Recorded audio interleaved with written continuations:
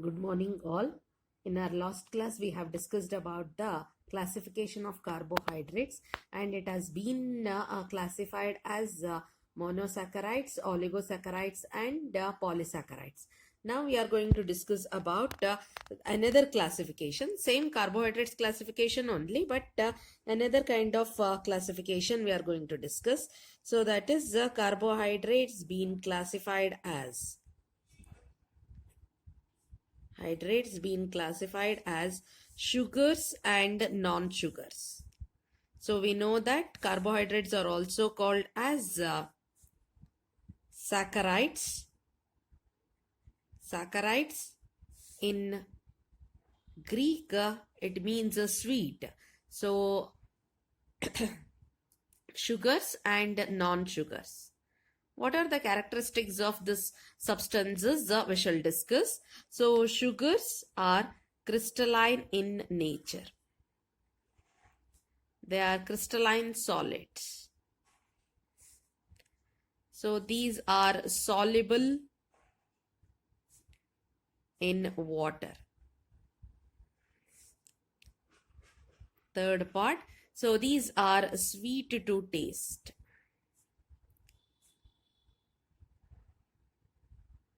Sweet to taste. So non-sugars are amorphous,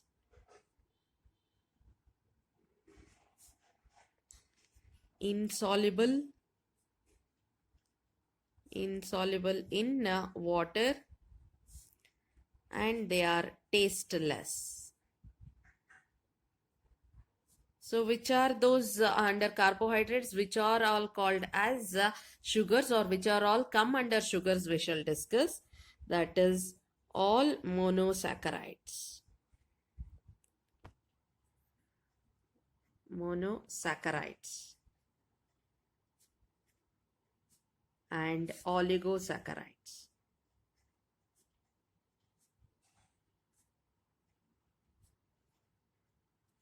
So all polysaccharides are nothing but non-sugars.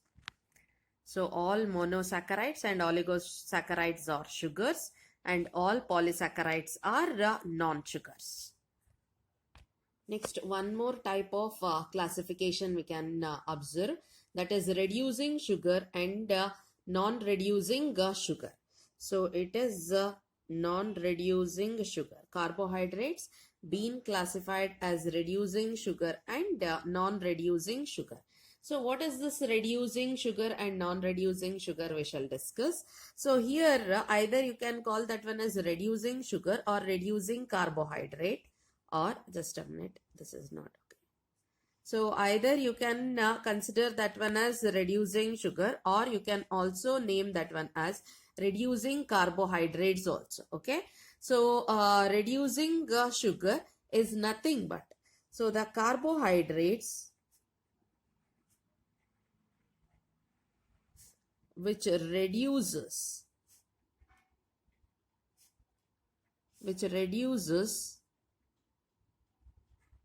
Tollens reagent and Fehling's solution. Fehling solution are called reducing sugars or reducing carbohydrates.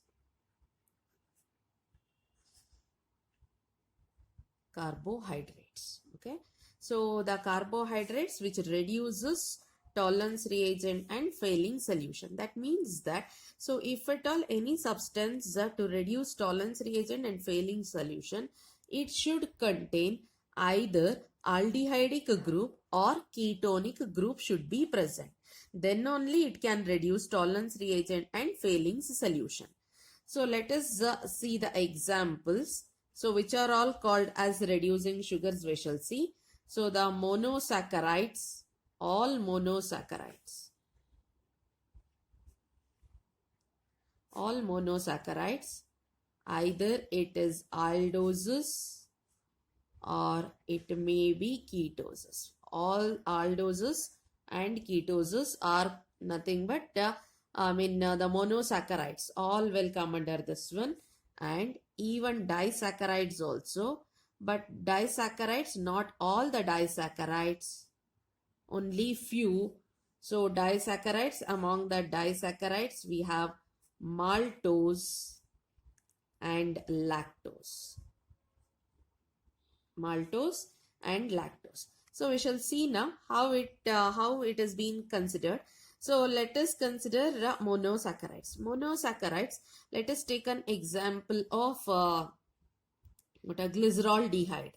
Glyceraldehyde is nothing but, this is the formula of glyceraldehyde.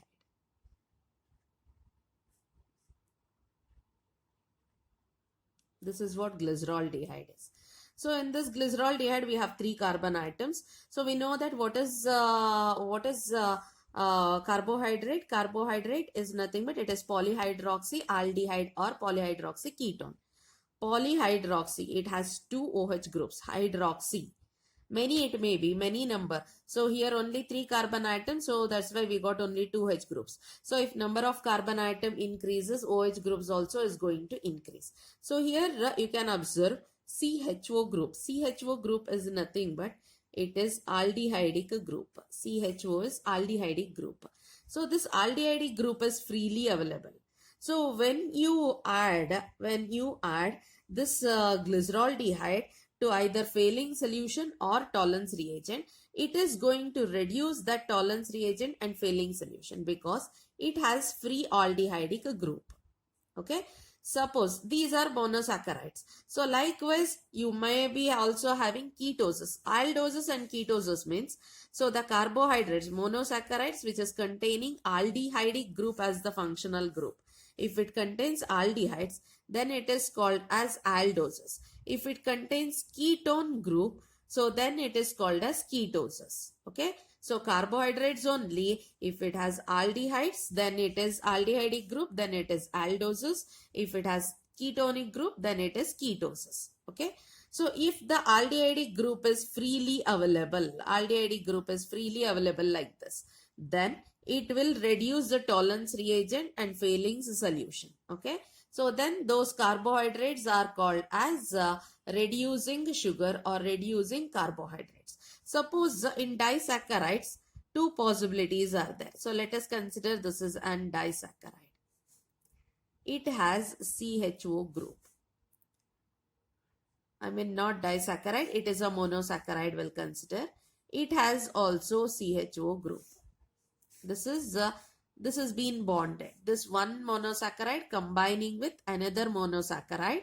So 2 monosaccharides combined together, a bonding is there between them, means we call that one as disaccharides. So we have already studied, upon hydrolysis, disaccharides will give 2 monosaccharide units, then 2 carbohydrate units or 2 monosaccharide units, then such kind of substances are called as disaccharides. Suppose this aldehydic group and this aldehydic group is there.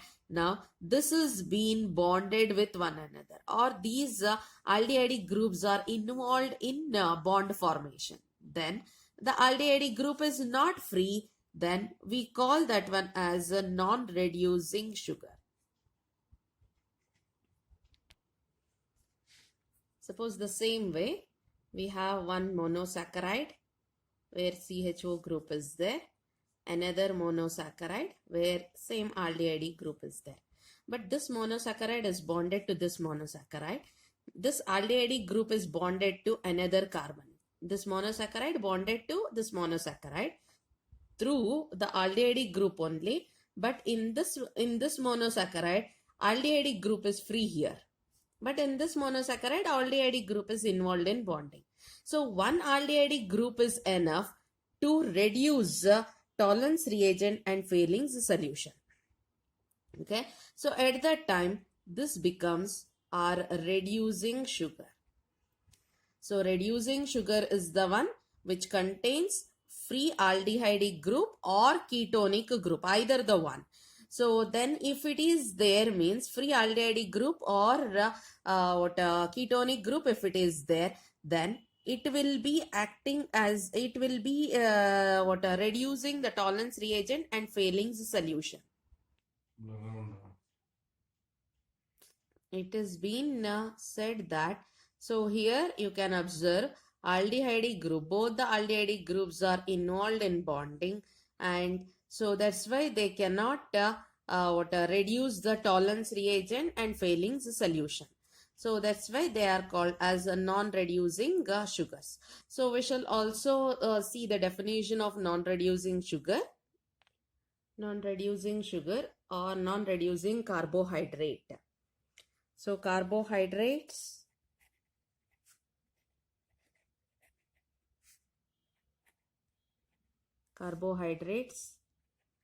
which doesn't reduces tolerance reagent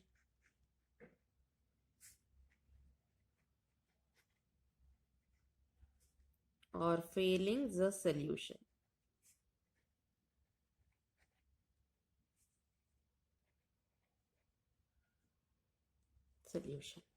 Example.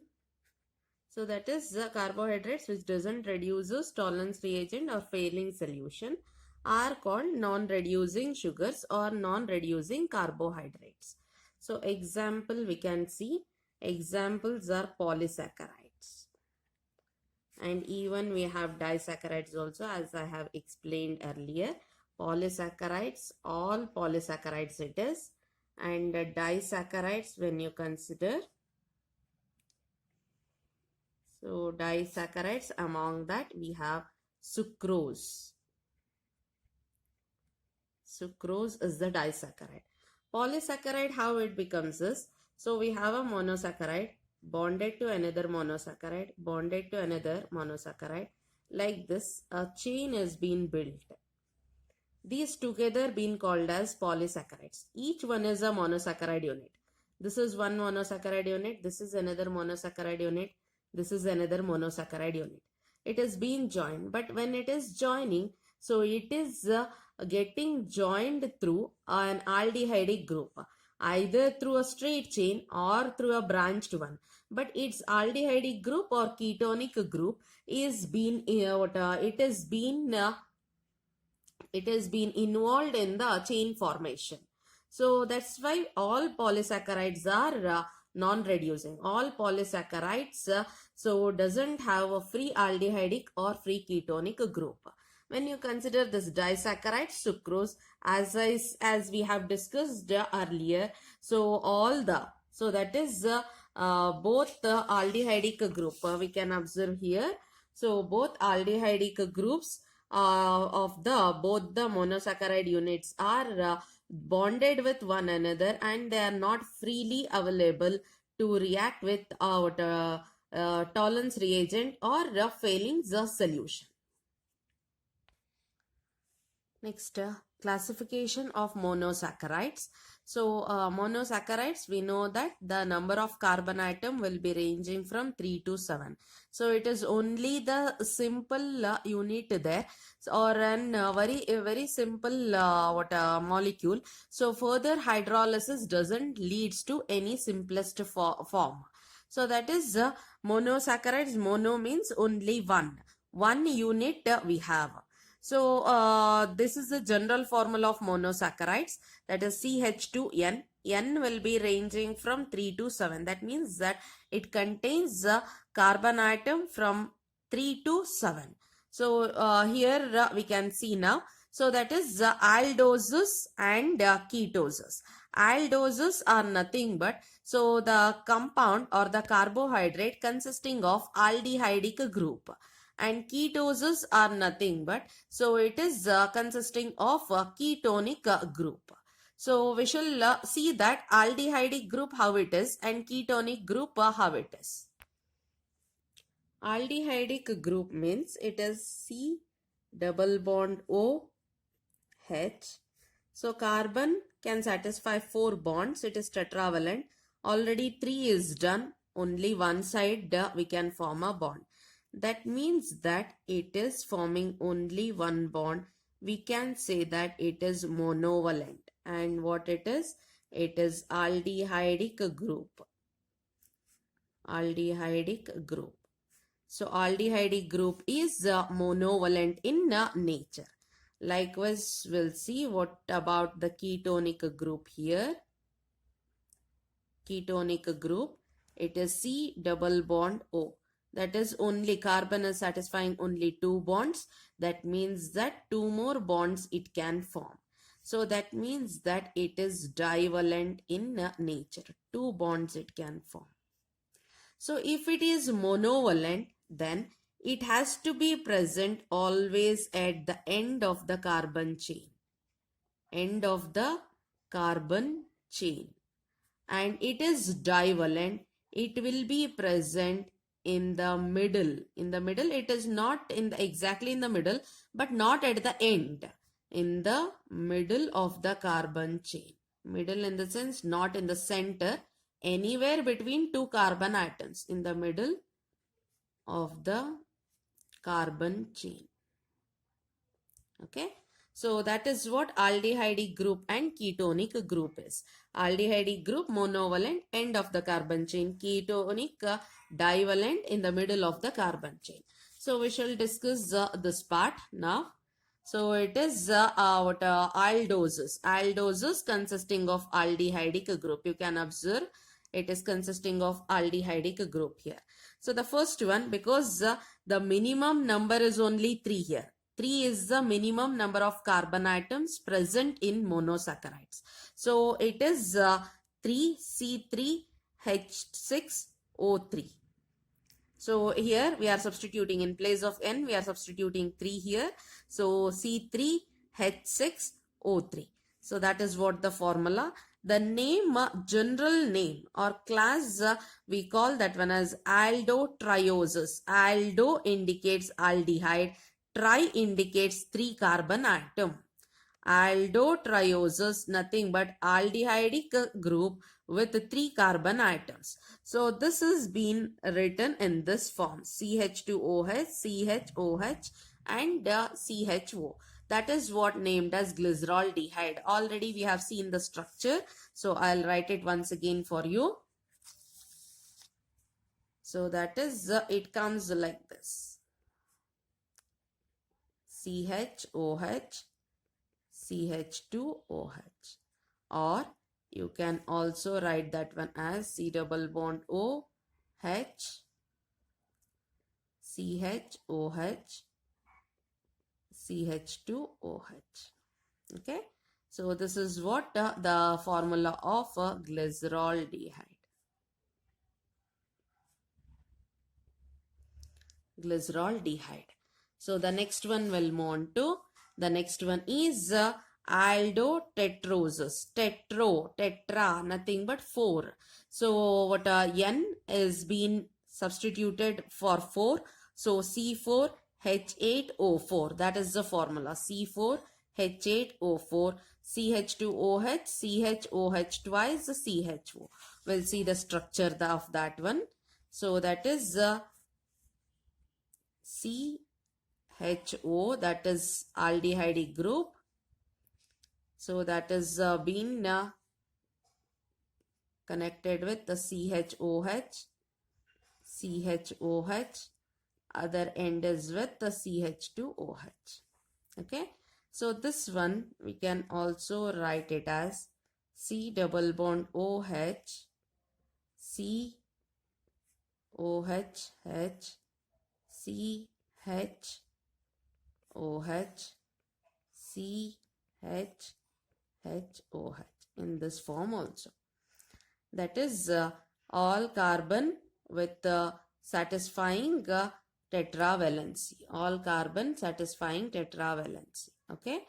So this is about the structure of aldotetroses. Likewise, next one is aldopentoses. We have example also for aldotetroses, that is erythrose, triose. Likewise, aldopentose, aldehydic group is there and 5 carbon atoms. You can write that one as CH2OH, CHOH thrice and CHO. So example, we have ribose, xylose and arabinose. So here what are same thing, Here, as the number of carbon atom increases, CHOH group is going to increase. For pentose, the remaining everything remains the same. Only here this CHOH is being included. So 3 CHOH groups will come. So likewise, the next one is aldohexoses. So where 6 carbon atoms, so CHOH group is 4. As the number of carbon atom increases, CHOH group is going to increase. So we have what example: glucose, galactose, allose, mannose. All these are the example for aldohexoses. Likewise, aldoheptosis, C7H14O7. So the formula is this one. Likewise, we have ketonic group also, that is ketosis also. So ketosis, ketotriose. Monosaccharides we are discussing, that is minimum number of carbon atoms should be 3 here. So it is ketotriosis, nothing but ketonic group is there and 3 carbon atoms, C3H6O3. So the formula we have, structural formula is given. So we shall see how it is, how can be written.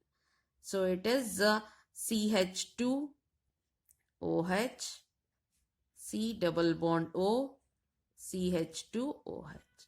This is what the compound is.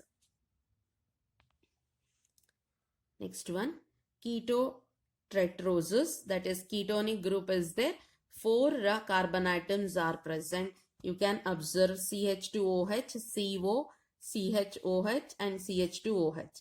Likewise, if you go through the remaining things, ketopentoses, if you observe, so the ketonic group is present in the second carbon itself, or in the second position itself. So that is what the divalent indicates. So we can also write the structures of remaining ketoses. So that is CH2OH, C double bond O, CHOH, CHOH, CH2OH. That is, it is 5 carbon atom and a ketonic group is there. We can name that one as ketopentoses. Okay. So this is how the thing. If at all, if you are having a 6 carbon atom, then CHOH has been added. This is second position. So this is the first carbon. This is the second carbon. So ketonic group will be present always in the second position itself. Likewise, so if at all, if you are considering the aldehydic group, so always that aldehydic group will be present in the first carbon as the first carbon itself. That one already we have seen. So you can observe here, always aldehydic group is the first carbon atom and ketonic group will be the second carbon atom. We have few examples also. So ketohexosis important. There also aldohexosis important.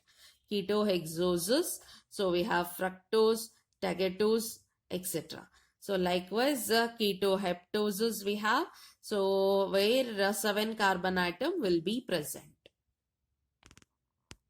Next we shall continue with the further topics. So now we are focusing on, so we have studied now about the monosaccharides. Under monosaccharides, we are going to study about glucose now. So that is, glucose is nothing but it is an aldohexose. Glucose, nothing but it is an aldohexose. We can call that one as aldohexose. It consists of 6 carbon atom, as well as it also consists of aldehydic group, and it has been called as grape sugar also. Why it has been called as grape sugar is, so in large quantities, that is around some 20% of ripened grapes consist of this glucose particle. It also contains, it also is being present in honey and most of the other sweet fruits such as mangoes, apples, peaches, pears. In all these things, glucose will be present, and it is present In grape, it is present in large amount, so that's why it is being considered as grape sugar. It is also present in free as well as combined state also. In free state, it is just present as glucose. In combined state, it is present as glycosides, disaccharides, and polysaccharides also. That is, many glucosic units being combined to form an polysaccharide chain. So in that form also it is present. As a monosaccharide also it is present. The glucose is present in free state also, that is monosaccharide state also. And in combined state, nothing but many glucose units being connected with one another to form an long chain compound, that is polysaccharides also. So we are going to discuss now about the preparation of glucose. So preparation of glucose under that first method, that is from sucrose. From sucrose. So sucrose is also called as cane sugar. It is being extracted from sugar cane, so that's why it has been called as cane sugar. So what we are going to do, what is the process for extracting or preparing glucose from sucrose, we shall see. So when sucrose is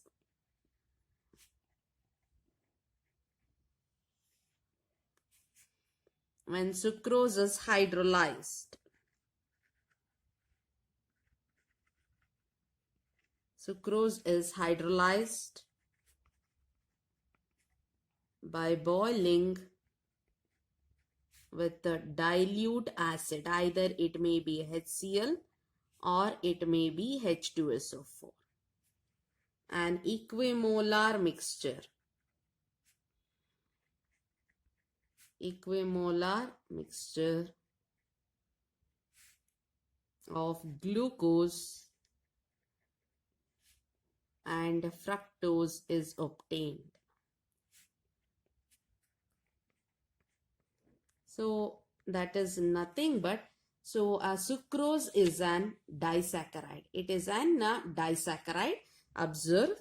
So formula I'll be writing C12H22O11. This is what our sucrose is. When you hydrolyze, nothing but we are adding water to it in presence of dilute acid, either it may be HCl or H2SO4. If it is being added, then it is been, so whatever this disaccharide is there, it is going to dissociate into two monosaccharide units. So that is the C6H12O6 plus C6H12O6. So this is our glucose and this is our fructose. So the compound formula is same, but the structural arrangement is different. So we are going to discuss those things also. Glucose and fructose, how they are different also we are going to discuss. So you need not to worry, only the structural formulas are same here.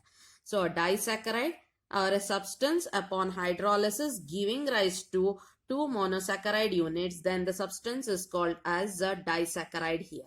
So this is how we are going to prepare monosaccharide glucose from a disaccharide sucrose.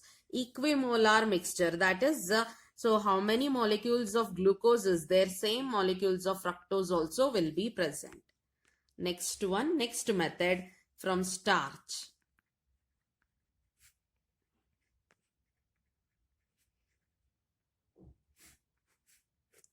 So this is an commercial method.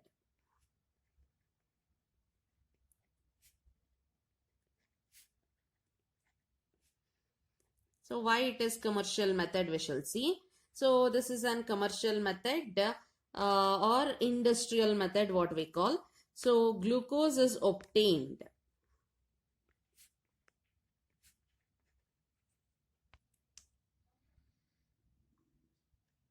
It is obtained by hydrolysis of starch. by boiling it with